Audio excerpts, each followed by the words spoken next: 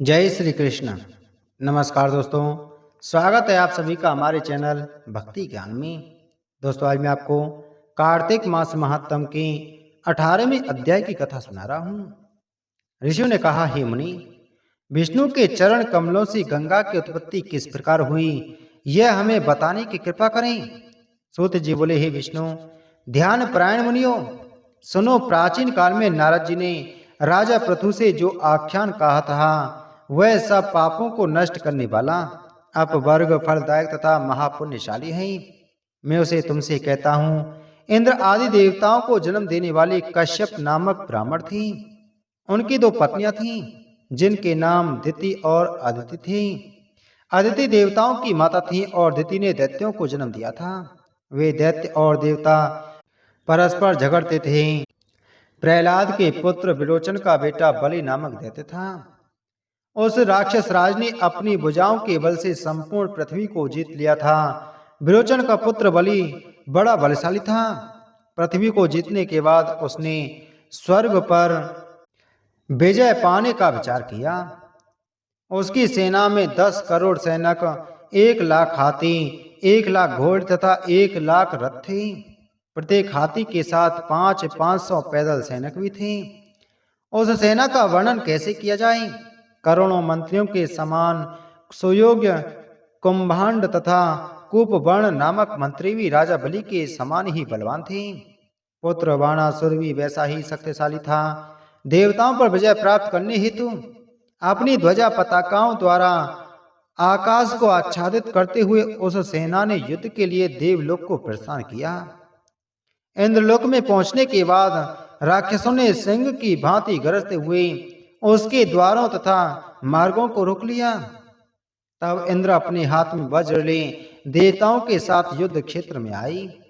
उस युद्ध आरंभ होने पर मेघ और डिंडिम के समान राक्षसों ने घोर शब्द किया। राक्षसों तथा देवताओं ने एक दूसरे पर भयंकर बाण छोड़े। वह संग्राम महाभयंकर था। हे विपेंद्र, उस समय मारो मारो काटो काटो का भयानक शोर चारों ओर सुनाई दे रहा था।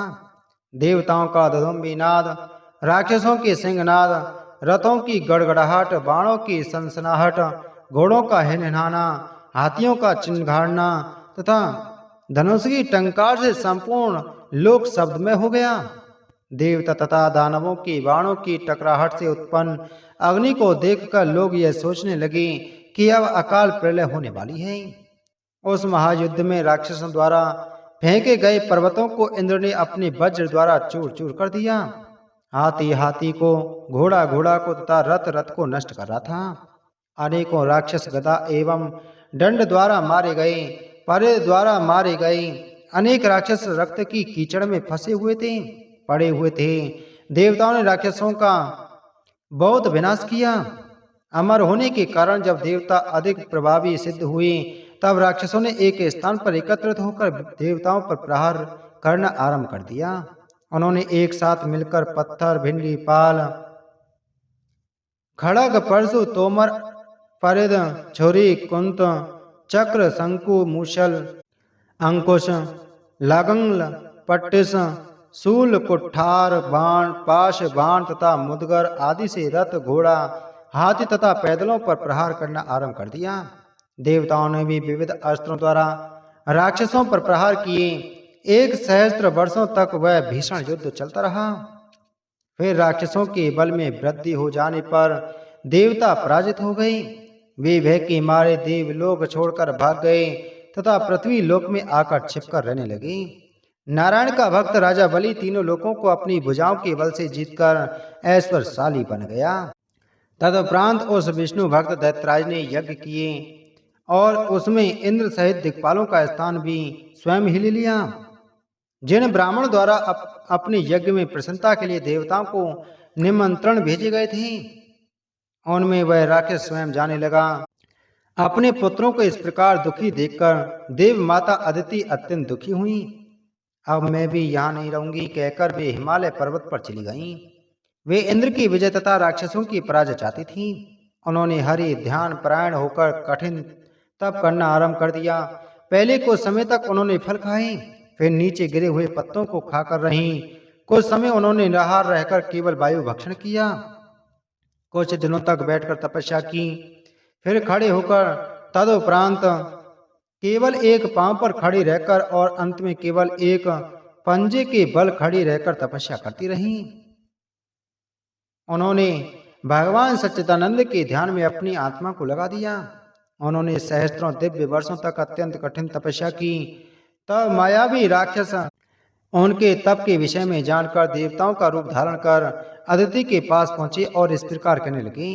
राक्षस बोले, हे माता, आप इतना दारुण तप क्यों कर रही हैं? शरीर का शोषण करने वाले इस दुखदायी व्रत को आप त्याग दें। ज्ञानी लोग आप जानबूझकर किए गए कष्ट द्वारा प्राप्त पुण्य की प्रशंसा नहीं करते। धर्म साधन के लिए शरीर की यत्न पूर्वक रक्षा करनी चाहिए। जो लोग शरीर की उपेक्षा करते हैं उन्हें आत्मघाती कहा जाता है। अतः सुबह उठिए और हम पुत्रों के लिए चिंता मत कीजिए। हे माता, मातृहीन व्यक्ति मृतक के समान है, इसमें संदेह नहीं। गाय, पशु, सर्प तथा वृक्ष भी मातृहीन होकर सुख नहीं पाते, वे मृत जैसे हो जाते हैं। दरिद्र, रोगी अथवा परदेश वासी भी माता के दर्शन मात्र से ही अत्यंत सुख प्राप्त करते हैं। मनुष्य अन्न, जल, धन तथा पत्नी आदि को तो त्याग सकता है, परंतु कदाचित माता से विमुख नहीं हो सकता। जिसके घर में पुत्र, धर्म परायण माता तथा पतिव्रता साध्वी की स्त्री नहीं है, उसे वन में चला जाना चाहिए। जिस प्रकार भगवान की भक्ति में रहित धर्म श्रेष्ठ, भोगों से रहित धन और पुत्र से रहित पत्नी होती है, माता से रहित पुत्र को भी वैसा ही समझना चाहिए। अस्तु हे देवी, आप अपने दुखी पुत्रों की रक्षा करें। राक्षसों द्वारा यह कहे जाने पर भी वह अदिति भी की समाधि भंग नहीं हुई। तब दैत्यों ने क्रुद्ध होकर उन हरि ध्यान प्रायण अदिति को मार डालने का विचार किया। कल्पांत के मेघों जैसी ध्वनि करते हुए तथा क्रोध से लाल नेत्रों वाले राक्षस अपनी डालों के उग्रभाग से अग्नि उत्पन्न कर उस वन को जलाने लगे। वन को जलाती हुई वह अग्नि 100 योजन तक फैल गई, परंतु उस अग्नि में वे राक्षस स्वयं ही जल मरे। अदिति को कुछ पता नहीं चला। देव माता अदिति बची रहीं। भगवान विष्णु ने ध्यान में मग्न होने के कारण सुदर्शन चक्र ने उनकी रक्षा की। इति श्रीमद् पद्म पुराणे कार्तिक मास महात्म्य में अदिति के कठिन तप का वर्णन नामक 18वां अध्याय संपूर्ण हुआ। बोलो कार्तिक मास महात्म्य की जय। बोलो श्री कृष्ण चंद्र भगवान की जय।